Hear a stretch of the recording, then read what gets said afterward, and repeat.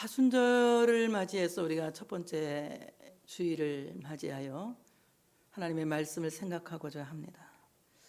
예수님께서 공생애를 시작하시기 전에 이제 먼저 요단강에서 세례 요한에게 세례를 받으시고, 그 세례를 받으시고 난 후에 즉시 성령에게 이끌려 마귀에게 시험을 받으려고 이제 광야로 이끌려 나가시는 것을 볼 수가 있습니다. 정말 저는 이 성경을 읽을 때 아이러니했어요.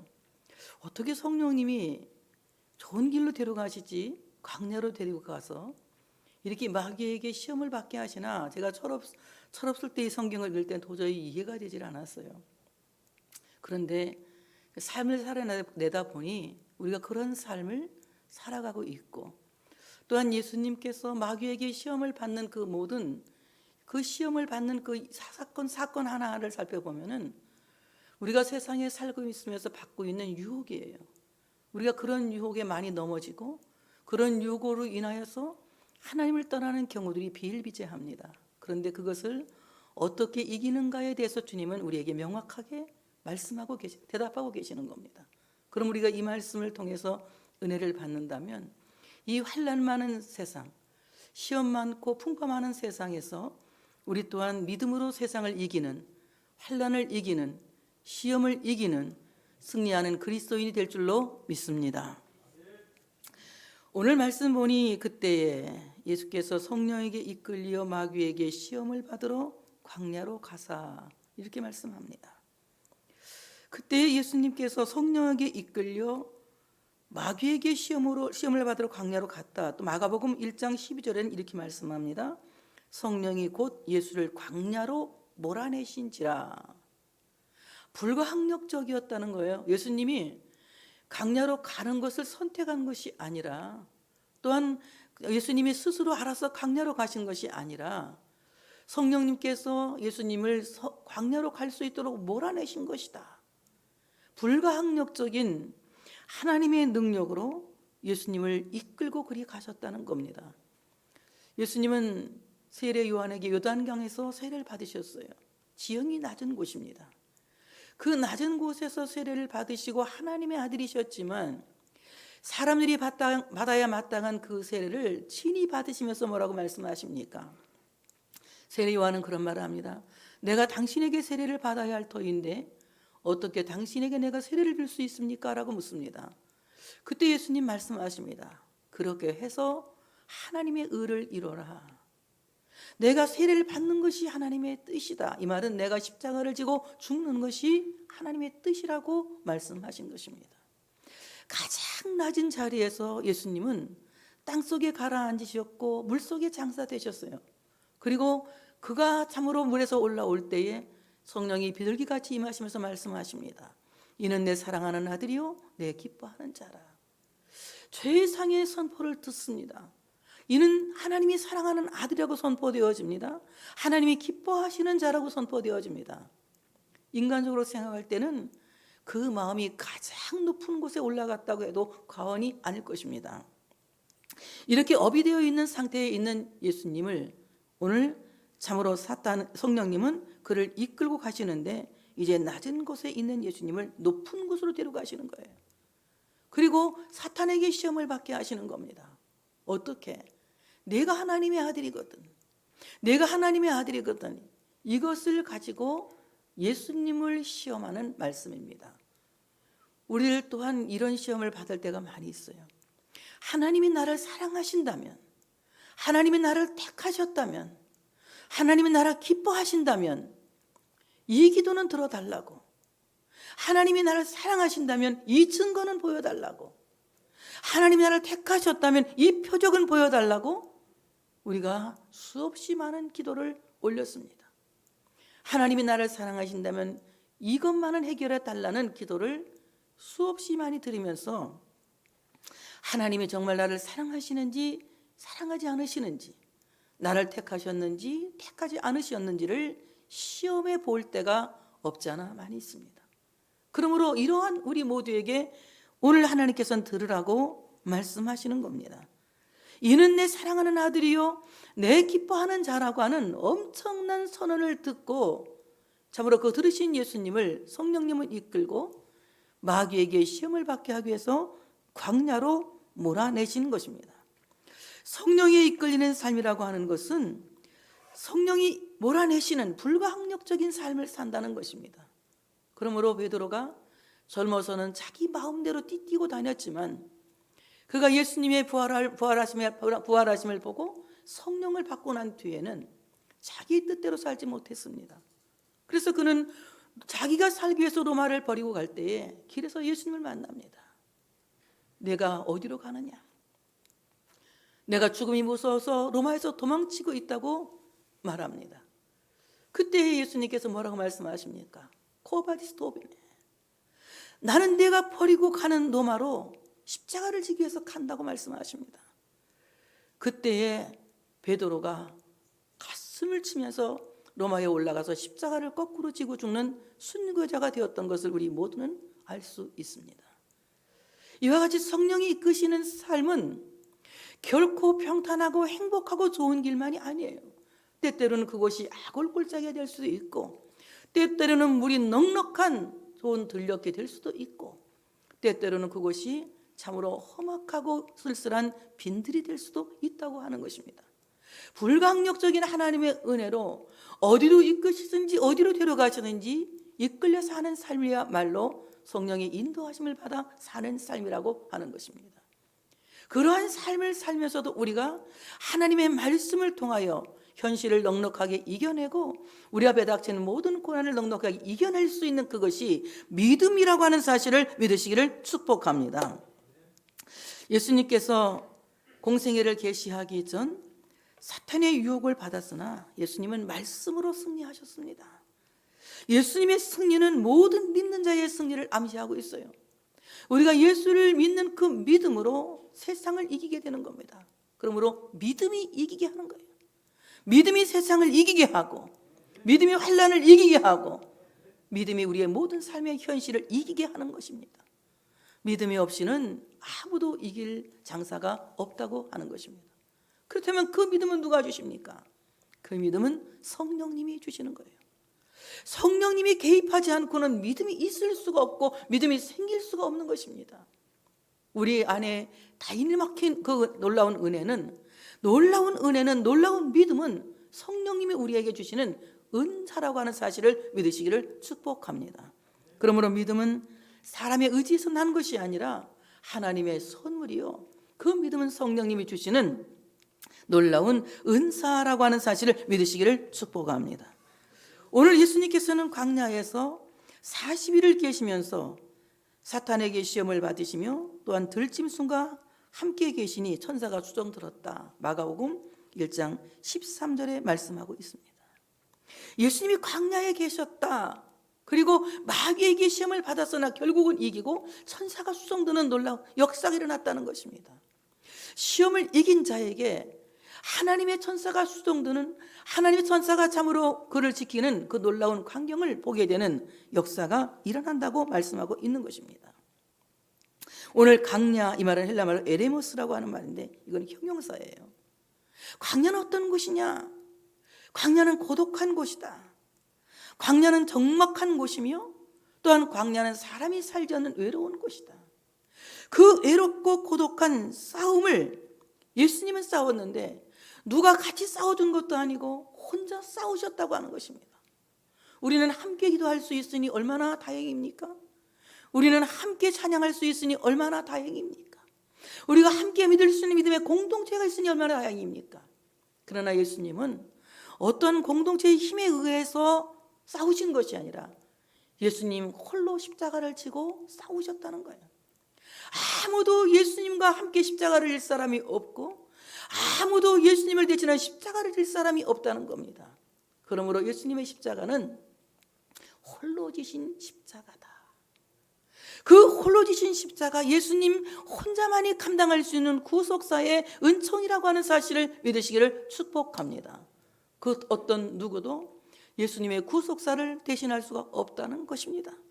세상에 수많은 적그리스도가 나타나고 수많은 이단들이 나타나서 마치 자기들이 세상을 구원할 것처럼 말합니다. 하늘에서 금비를 내리게 하고 사람이 이빨을 금이빨로 바꿔준다고 하는 허무맹랑한 소리를 우리는 너무나 많이 듣고 있습니다. 여러분, 결코 세상의 그 어떤 것도 예수님의 구속사를 대신해 줄 것은 없다는 것입니다. 예수님이 홀로 그 광야에서, 십자가 광야에서 싸우신 승리로 말미암아 우리 모두가 구원받게 되었다고 하는 사실을 믿으시기를 축복합니다. 사람이 살지 않고 들짐승이 들끓는 광야, 마가복음 1장 13절에 너무 잘 표현되어 있어요. 예수님께서 광야에서 40일 계시면서 사탄에게 시험을 받으시며 들짐승과 함께 계셨다. 들짐승이 들끓고 있는 광야, 오늘날 우리가 살고 있는 이 세상은 마치 들짐승과 같은 사람들이 들끓고 있습니다. 교회에도 늑대와 같은 자들, 이레와 같은 자들이 얼마든지 있습니다. 양의 탈을 입은 늑대들이 얼마든지 있을 수 있습니다.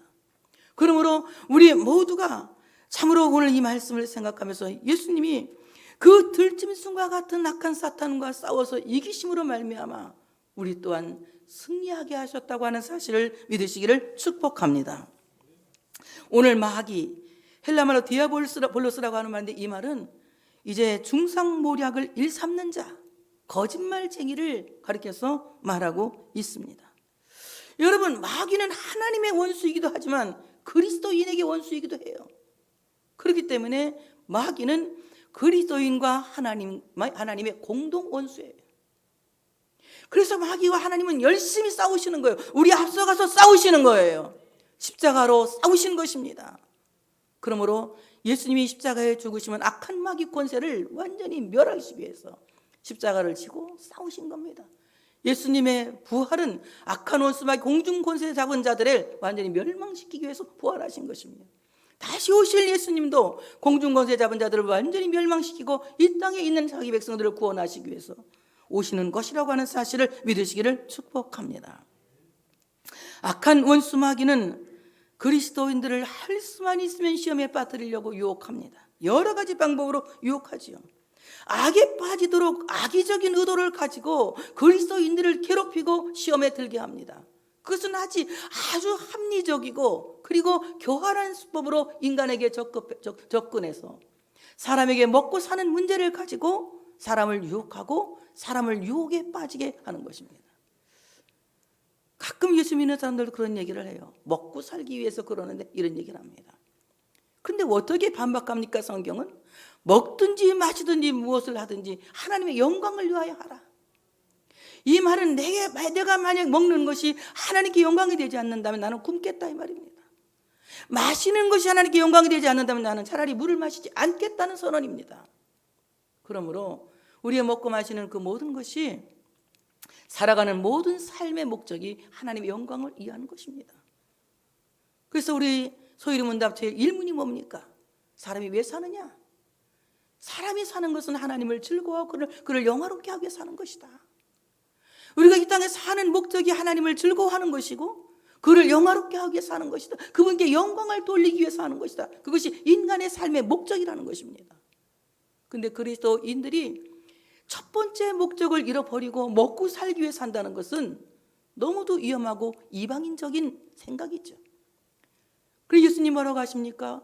먹고 마시는 것을 구하는 것은 이방인들이 구하는 것이요. 너희는 먼저 그의 나라와 그의 의를 구하라. 그리하면 이 모든 것을 너에게 더하시리라고 말씀하십니다. 이와 같이 하나님의 나라를 위해서 하나님의 영광을 위해서 구할 수 있는 우리 모두가 되어야 할 줄로 믿습니다. 사탄이 40일 동안 이제 금식하신 예수님을 어떻게 유혹합니까? 네가 만일 하나님의 아들이거든 돌들로 떡덩이 되게 하라는 유혹입니다. 40일을 밤낮으로 금식하신 후에 줄이신지라 시험하는 자가 예수께 나와 이르되 네가 만일 하나님의 아들이거든 명하여 이 돌들로 떡덩이가 되게 하라. 예수께 대답하시되 이르시되 기록되었으되 사람이 떡으로만 살 것이 아니요 하나님의 입으로부터 나오는 모든 말씀으로 살 것이니라 하셨느니라 하시니 이렇게 말씀합니다. 40일을 밤낮으로 금식하신 후에 줄였다. 유혹의 배경이 지금 예수님은 굉장히 배가 고픈 상태예요. 왜냐하면 예수님은 인성 100% 갖고 계시기 때문에 사람들처럼 눈물도 나고 사람들처럼 가슴도 아프고 사람들처럼 아프기도 하고 사람들처럼 배가 고프기도 한 거예요. 완전한 신성이신 하나님은 배고픔도 없고 아픈 것도 없고 슬픈 감정도 있을 수가 없습니다. 그러나 인성을 느껴 오신 성자 하나님 예수 그리스도는 사람들처럼 피곤하기도 하고 눈물이 나기도 하고 화가 나기도 하고 기분이 좋기도 하고 기분이 나쁘기도 하고 배가 고프기도 하고 이것이 인성을 가지신 예수님의 모습이에요.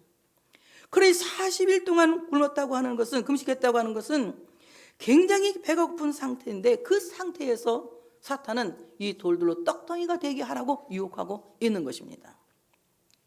오늘 예수님의 40일 금식은 40년 동안 광야를 배회하고 방황하는 이스라엘을 상징하고 있어요.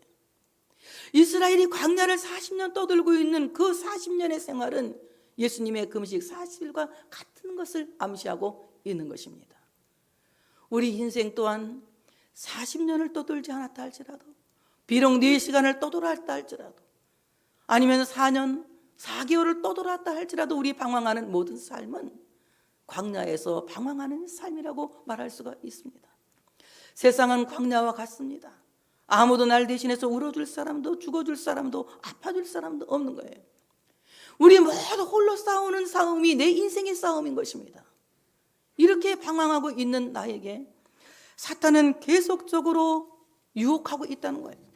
먹는 문제를 가지고 그 문제를 가지고 유혹하고 있다는 것입니다. 40일을 줄이신다, 굶주리고 배고프다는 것을 의미하고 있습니다. 예수님이 40일을 금식하면서 굶주리고 배고프고 있다는 그 상태는 예수님은 육체의 모든 소욕을 자기부터 제거하셨다는 거예요. 여러분, 금식이라고 하는 것이 무엇입니까? 금식은 능력을 받기 위해 하는 것도 아니에요. 금식은 자기 믿음을 증언하기 위해서 하는 것도 아닙니다.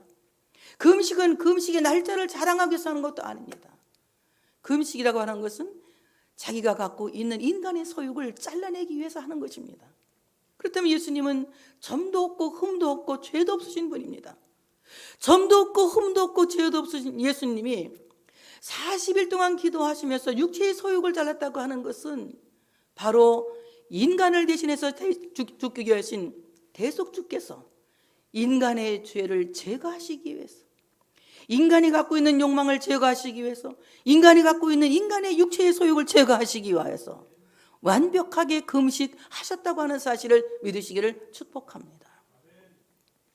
예수님의 금식은 결코 40일 금식해서 무슨 큰 능력을 받고 일이 벌어졌다는 것을 이야기하시는 것이 아니라 바로 우리가 안에 갖고 있는 하나님을 거스리는, 영의 소욕을 거스리는, 하나님의 나라를 거스리는 육체의 소욕을 제거해 주시기 위한 금식이라고 하는 사실을 믿으시기를 축복합니다.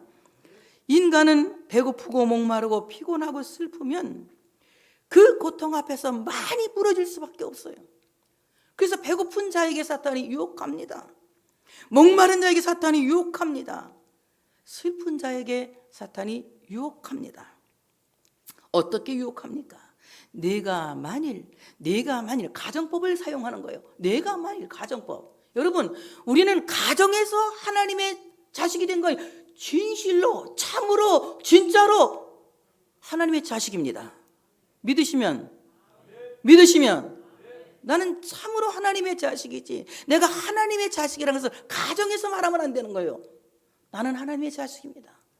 왜냐하면 나는 예수 믿기 때문에, 예수를 구주로 영접했기 때문에, 나는 그리스도의 사람이기 때문에 누가 뭐래도, 천만인이 말해도 아니라고 말해도 나는 나를 하나님의 아들이라고 말해야 돼요.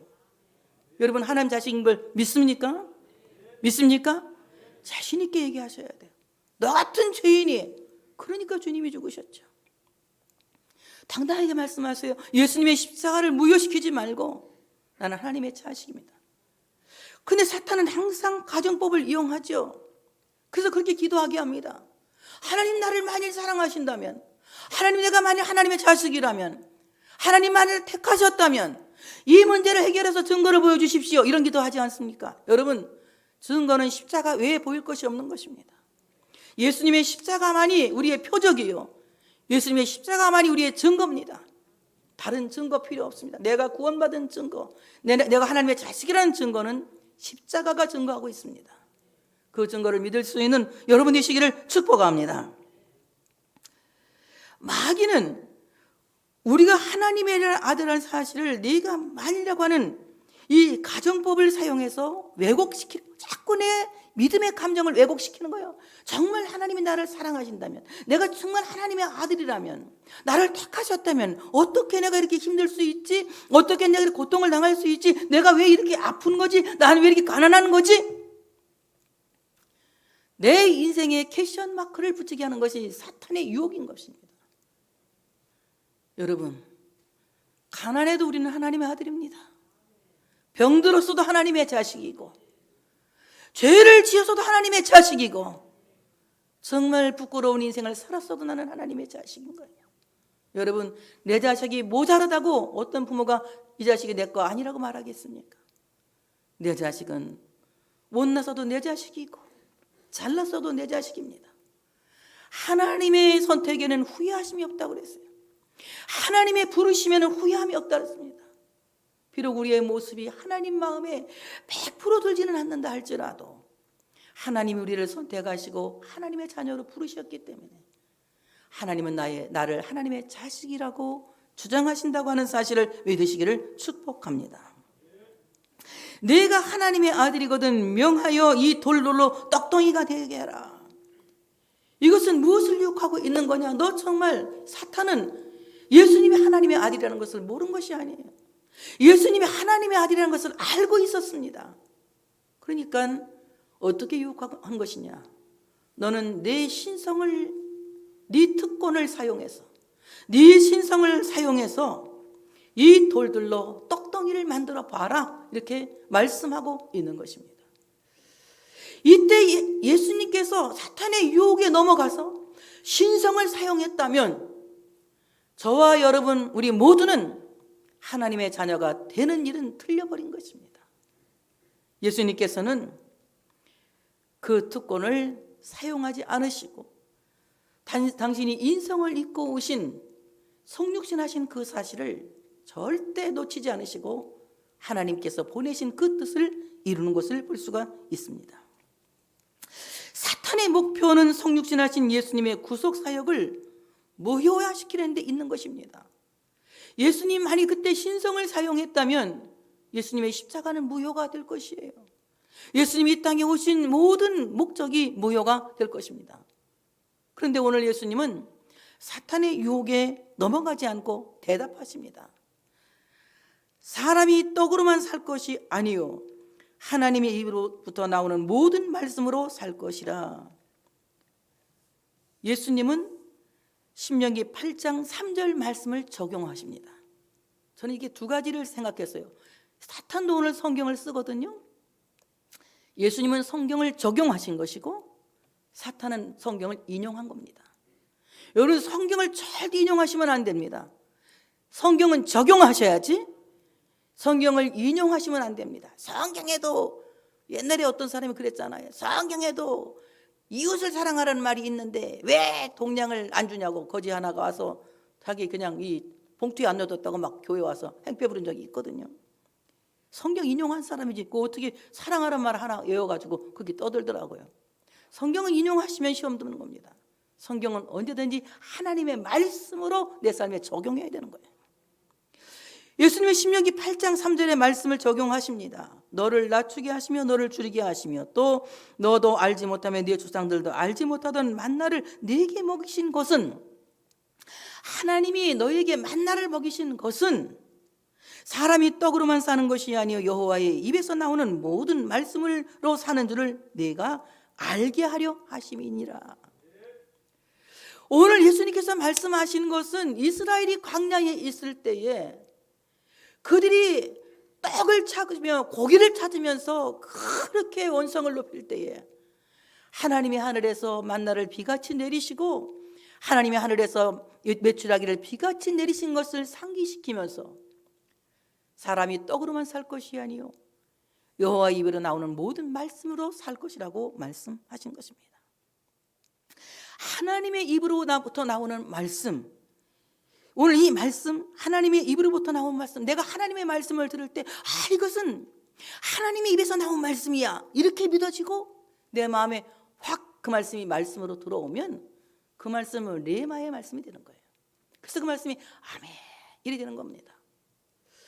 성경은 책에 쓰여진 로고스, 글씨라고 하면은 그 성경에 쓰여진 로고스를 저 말씀은 나에게 주시는 말씀 하고 그 말씀을 아멘을 받아들이면 그 말씀은 생생하게 살아있는 하나님의 말씀이 되어서 내 속에서 운동하고 내 속에서 역사하는 레마가 된다고 하는 사실을 믿으시기를 축복합니다.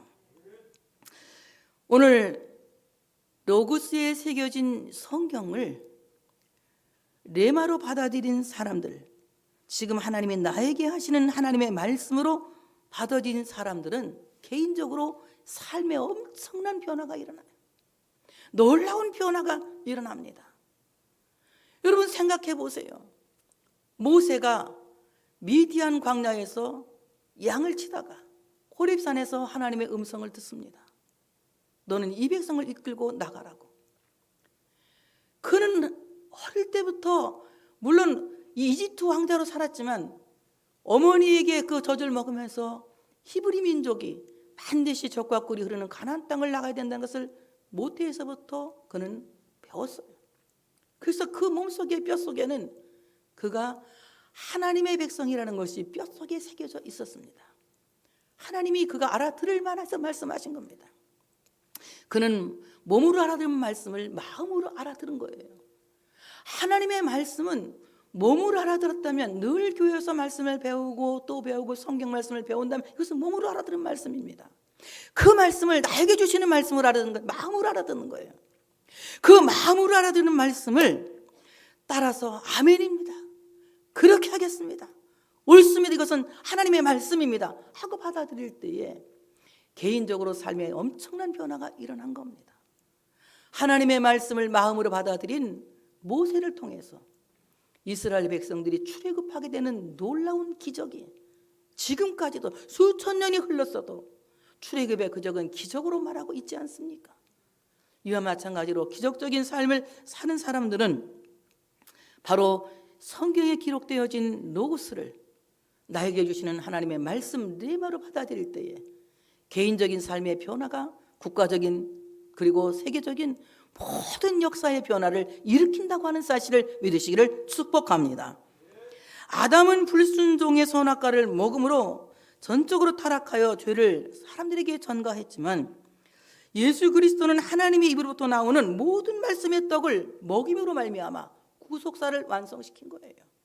그러므로 이제 선악과를 먹고 당분간 배부르고 당분간 즐거운 아담의 후손이 아닌 그리스도의 후손 두 번째 아담인 예수 그리스도의 후손들은 여호와의 입에서 나오는 모든 말씀 생명의 떡이신 예수 그리스도를 먹고 새 생명을 얻게 되고 새로운 삶을 영위하게 되는 이런 귀한 역사가 일어난다고 하는 사실을 믿으시기를 축복합니다.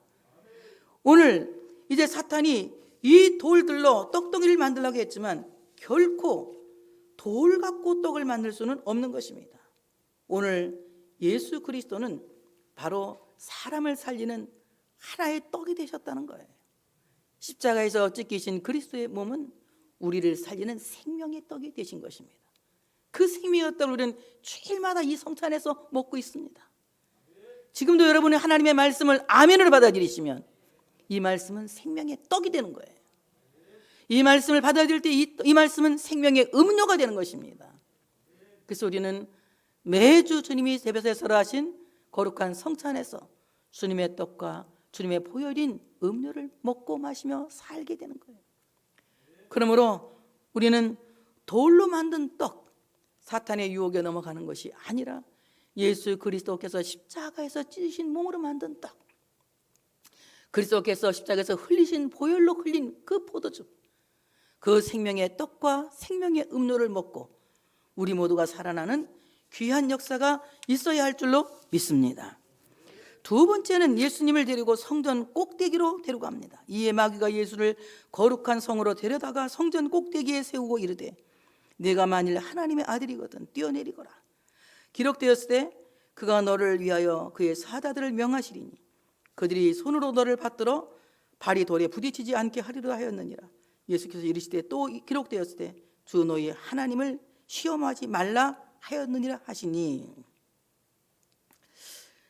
오늘 누가복음 4장 9절에는 이 성전 꼭대기, 거룩한 성 꼭대기를 예루살렘이라고 말씀하고 있습니다. 또 이끌고 예루살렘으로 가서 성전 꼭대기에 세우고 이르되 네가 만일 하나님의 아들이거든 여기서 뛰어내리라, 이렇게 말합니다. 거룩한 성, 누가는 예루살렘 성이라고 말하고 있습니다. 예수님께서는 자기가 십자가를 지고 죽으시고 3일 만에 부활하실 때 어떻게 말씀하셨느냐? 이 성전이 무너질 것이고 이 성전이 3일 만에 다시 짓게 될 것이다 라고 말씀합니다. 수많은 바리새인들은 예수님을 이단이라고 몰아붙였지만 이것은 예수님께서 예루살렘 성전이 무너질 것을 말씀하신 것이 아니라 당신이 무너지는 것이, 십자가를 지고 죽는 것이 예루살렘 성전이 무너지는 것이고 당신이 부활하시는 것이 새 예루살렘 성전이 지어지는 것을 말씀하고 있는 거예요. 그러므로 예루살렘 성전이라고 하는 것은 곧 예수 그리스도의 몸이요, 그것은 교회를 암시하고 있다고 하는 사실을 믿으시기를 축복합니다. 성전 꼭대기에 세우고, 예수님을 성전 꼭대기에 세웠다. 바로 예수님 성전 꼭대기에 세웠다고 하는 것은 골고다에 세운 예수 그리스도의 십자가를 암시하고 있습니다. 예수님께서는 골고다의 십자가를 세우시고 십자가의 죽으심으로 말미암아 참으로 예루살렘 성전이 무너지는 것을 보이게 하신 거예요. 그리고 3일 만에 부활하심으로 말미암아 그 무너진 성전을 다시 일으켜 세우는 것을 우리에게 알려주고 계시는 것입니다. 그런데 오늘 사탄은 예수님을 성전 꼭대기에 세우고 말합니다. 네가 만일 하나님의 아들이거든 뛰어내리라. 이 말은 네 몸을 날려보내라. 사탄이 예수님의 신성을 부추겨 성육신 이 계획을 무력화시키려고 지금 가진 방법으로 계략을 짜고 말합니다. 이것은 예수님을 십자가에서 내려오라고 떠드는 사람들의 소리와 같은 소리입니다. 마태복음 27장 40절에 이르되 성전을 헐고 사흘에 짓는 자여. 누가 말합니까? 군중들이 하는 말이에요. 성전을 헐고 사흘에 짓는 자여, 네가 만일 하나님의 아들이거든 자기를 구원하고 십자가에서 내려오라. 수많은 유대인들이, 수많은 바리새인들이 십자가를 지고 죽으시는 예수님을 조소하며 퍼붓던 말 중에 하나입니다. 예수님은 그 권세와 능력으로 십자가에 내려갈 수도 있었습니다. 하늘에서 12영을 더 되는 천사를 불러다가 그곳을 불러다 태워버릴 수도 있는 권한이 예수님에게 있었습니다. 그러나 예수님은 침묵하신 거예요. 왜냐하면 십자가를 지고 죽으셔야만이 인간의 영원한 죽음을, 영원한 사망을 해결할 수 있었기 때문에 예수님은 그때에도 사탄의 유혹에 넘어가지 않았습니다. 오늘 성전 꼭대기에서 뛰어내리라고 하는 사탄의 유혹은 바로 십자가에서 내려오라고 하는 사탄의 계략이요, 사탄의 유혹이라고 하는 것입니다. 십자가에서 내려오라는 유혹은 사탄이 아주 결정적인 계략으로 예수님을 내려오라고 유혹하고 있는 것입니다. 오늘 우리가 이 말씀을 생각하면서 사탄의 유혹이 때때로 우리가 져야 할 십자가에서 내려오라고 유혹할 때가 많이 있죠. 우리는 가정적으로 또는 사업장에서도, 직장에서도, 교회에서도, 사회에서도, 우리가 살아가는 모든 삶의 공동체 안에서 마땅히 내가 지고 가야 할 십자가가 있는 것입니다. 남편은 남편으로서, 아내는 아내로서, 어머니는 어머니로서, 주부는 주부로서, 자식은 자식으로서 우리 모든 각자에 주어진 자기 몫의 십자가가 있는 것입니다. 사탄은 우리를 하여금 십자가를 내려놓고 나오라고 말하고 있죠. 여러분, 이단들이 사람들을 유혹할 때 어떻게 유혹하는 줄 아십니까? 교회 그렇게 안 다녀도 고생하지 않고 사는 방법이 있는데 이런 방법으로 유혹합니다. 여러분, 교회에 있든지 교회에서 나가든지 어디에 있든지 사람이 사는 세상은 슬픔과 고생뿐인 것이에요. 모두가 고생하며 살 수밖에 없고 모두가 고통당하고 괴로움당하며 사는 것이 인생인 것입니다. 그러나 그 고생뿐인 인생, 슬픔뿐인 인생, 정말 이 어려운 인생을 그래도 견딜만 하다고 말할 수 있는 사람은 하나님의 사랑의 보자기에 쌓여있는 사람입니다. 그 사랑으로 말미암아 전쟁도 이길 수 있는 것이고 환난도 이길 수 있는 것이고 삶의 모든 고통도 이길 수 있기 때문에 우리가 하나님의 사랑의 보자기에 쌓여 사는 이런 삶을 살아가야 된다고 하는 것입니다. 그런데 오늘 사탄은 그 십자가를 내려와라, 그 고통의 십자가에서 그냥 네 몸을 날려버려라, 이렇게 유혹하고 있지 않습니까? 그리고 사탄은 시편 91편 11절 12절을 인용하고 있습니다. 그가 너를 위하여 그의 천사들을 명령하사 네 모든 길에서 너를 지키게 하심이라. 그들의 손으로 너를 붙들어 발이 돌에 부딪히지 않게 하리로다. 이것은 고통당하고 있는 시인이 하나님 앞에 자기의 삶을 고통스러워 기도할 때에 하나님께서 그를 격려하시고 주시는 은혜의 말씀입니다. 그런데 오늘 사탄은 예수님에게 이 말씀을 인용해서 내가 이 몸을 날려보내봐라, 십자가 내려봐라, 그리고 내가 하나님의 아들인 것을, 메시아인 것을 마치 슈퍼맨처럼, 기적의 사람처럼 한번 증거해 보라고 얘기하고 있는 것입니다. 여러분, 우리에게 어떤 기적을 일으키는 신비적인 능력이 없다고 해서 떨 거 없습니다. 우리는 원래부터 기적을 행할 수 있는 사람이 아니에요. 기적을 행할 줄도 모르는 사람입니다.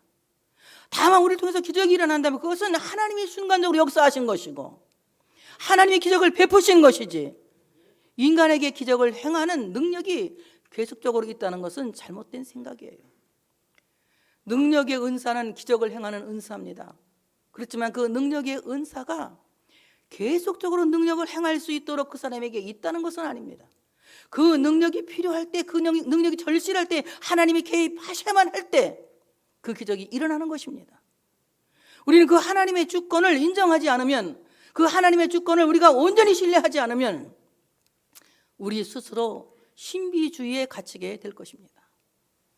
오늘 예수님께 유혹하죠. 네가 뛰어내리면 유모가 아이를 받아서 다치지 않게 하듯이 천사들이 너를 받아서 다치지 않게 할 것이다, 너를 미끄러지지 않게 할 것이다 라고 유혹합니다.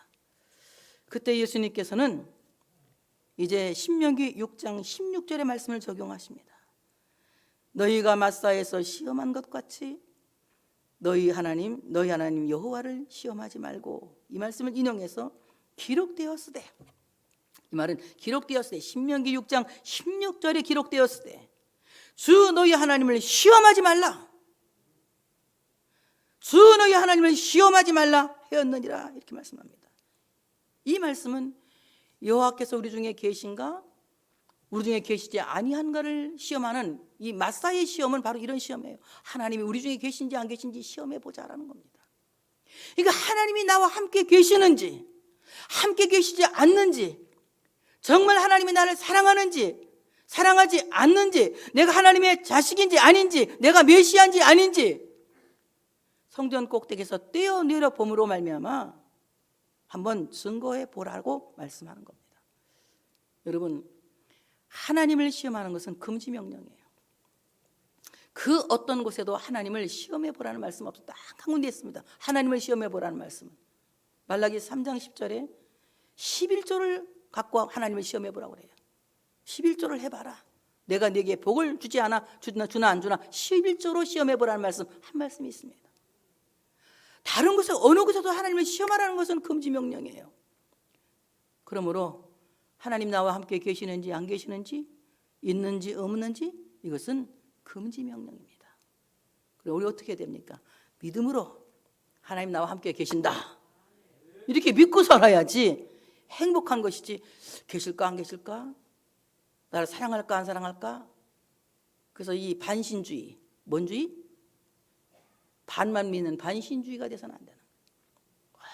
완전하게 믿는 온신주의가 돼야 돼. 어떤 사람이 되기 원합니까? 온신주의가 되기 원하면 반신주의가 돼서는 안 돼요. 온전하게 신뢰하는 온전한 믿음을 갖는 우리가 되어져야 할 줄로 믿습니다. 이제 세 번째 예수님을 또 시험합니다.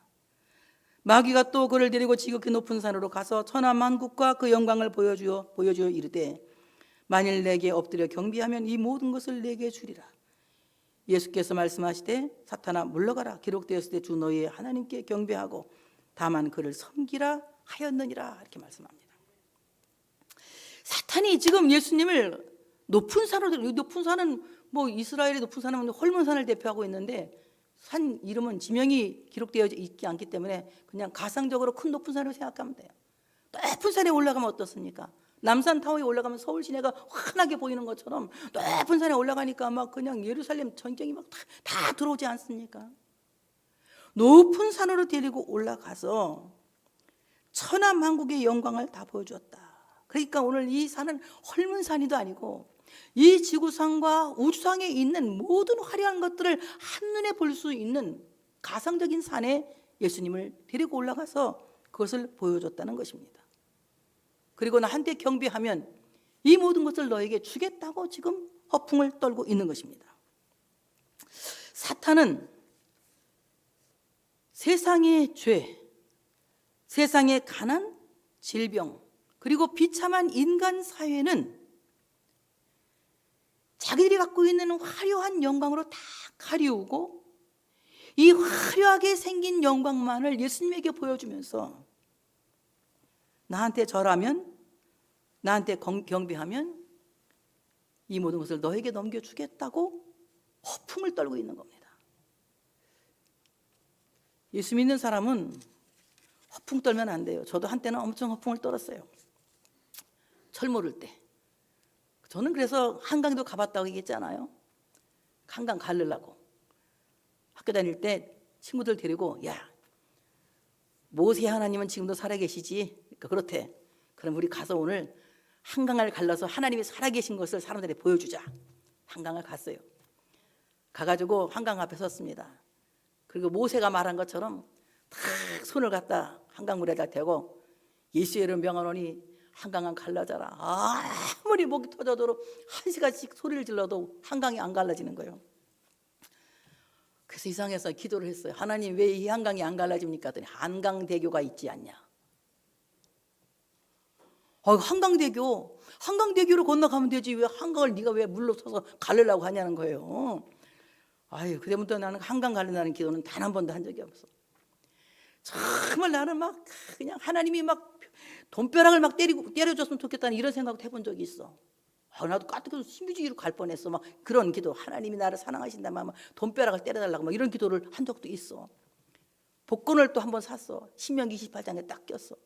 들어가도 나가도 복을 받게 한다고 하셨으니 될 줄로 믿습니다. 매일마다 성경책 놓고 막 기도했어. 일주일 동안.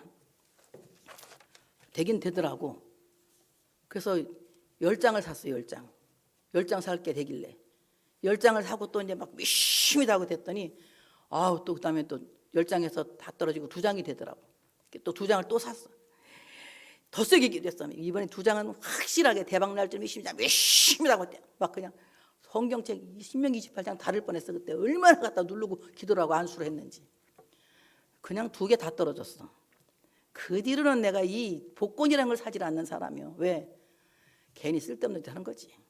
몰라 또 되는 사람도 있으니까 내가 하긴 사지만 나는 쓸데없는 짓이라고 생각하거든. 어쨌든가 그냥 가난한 사람 도와준다 생각하고 복권 한 장 사면 집 없는 사람 도와준다 생각하면 되는 거지만 쓸데없는 욕심을 품고하면 안 된다고 생각을 해요. 그래서 그 말 해가지고 어떤 사람 삐져갖고 교회도 안 나와서 복권에 희망 갖지 말랬더니 목사님이 복권 사는 사람 축복 안 해준다고. 혹시 그런 사람이 있으면 오해하지 마시고 그냥 사시오 계속.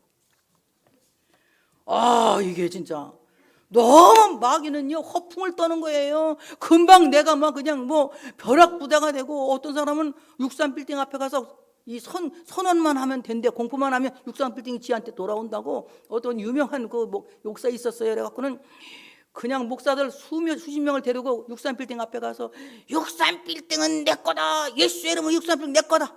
근데 지금도 63빌딩 주인은 바뀌지 않았어요.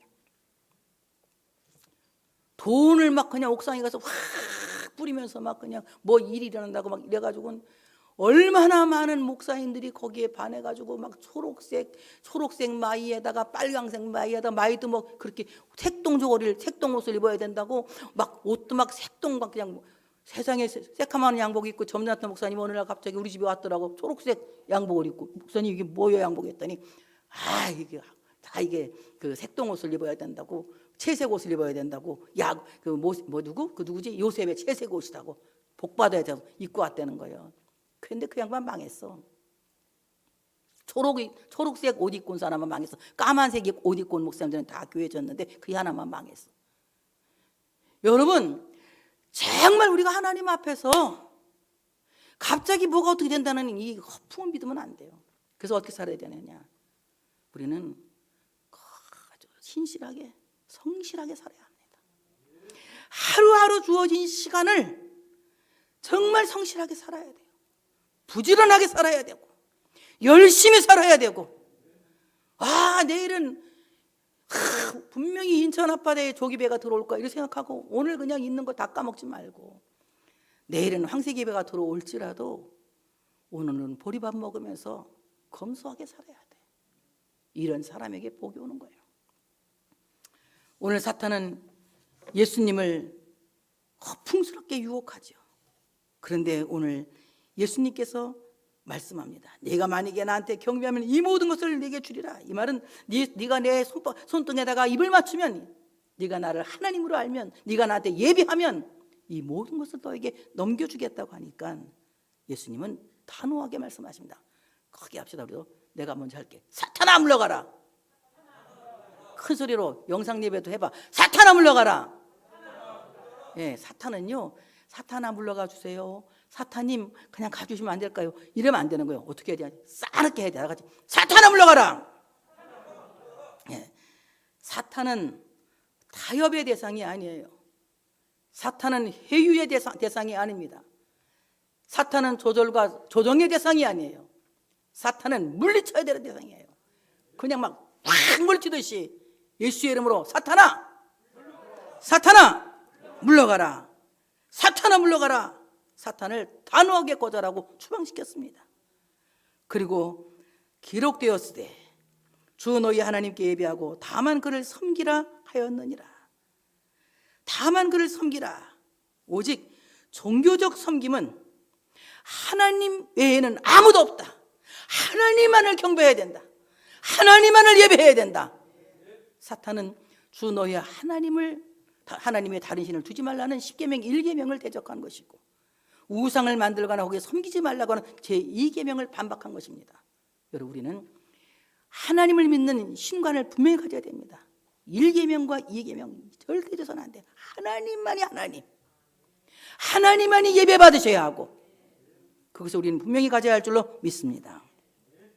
이에 마귀는 떠나고 천사들이 나와서 수종드니라. 물리치니까 떠나잖아요. 물리치면 떠나면, 단호하게 거절하면 떠나는 거면 다시 한번 물리쳐. 예수의 이름으로 사탄아 물러가라. 예수의 이름으로 물러가라. 단호하게 추방하고 물리쳐야 됩니다. 이에 마귀는 떠나고, 예수를 떠나고 천사들이 나와서 수종드니라. 마귀가 완전히 떠나가 버렸다. 그래서 천사들이 수종들었다. 음식을 제공하고 생필품을 제공했다는 겁니다. 광야에서 외롭게 금식하신 예수님에게 하나님께서 하늘의 만나를 주시고 필요한 모든 것들을 공급하셨다는 거예요. 그래서 예수님은 3년 동안 공생을 하시지만 여우도 머리둘 곳이 있고 공중의 새도 거처가 있으되 나는 머리둘 곳이 없다고 말씀하셨지만, 예수님은 그렇다고 해서 3년 동안 예수님이 계실 곳이 없다고 해서 일 못한 적이 없는 거예요. 하나님 필요한 모든 것을 넉넉하게 해결해 주셨습니다. 사탄의 유혹을 이긴 사람들은 세상에 내가 가진 것이 없는 내 인생이 광야살이라 할지라도 하나님이 내 인생을 책임지실 줄로 믿습니다. 먹는 문제로 시험당하지 마시기 바랍니다. 반드시 이길 수 있는 여러분 되시기를 바랍니다. 신비주의에 현혹되지 마시고, 여러분 정말 하나님은 요술쟁이가 아니에요. 인격적으로 하나님을 만날 수 있는 여러분 되시기를 축복합니다. 오늘 말씀하신 그대로 하나님만이 나의 예배자예요.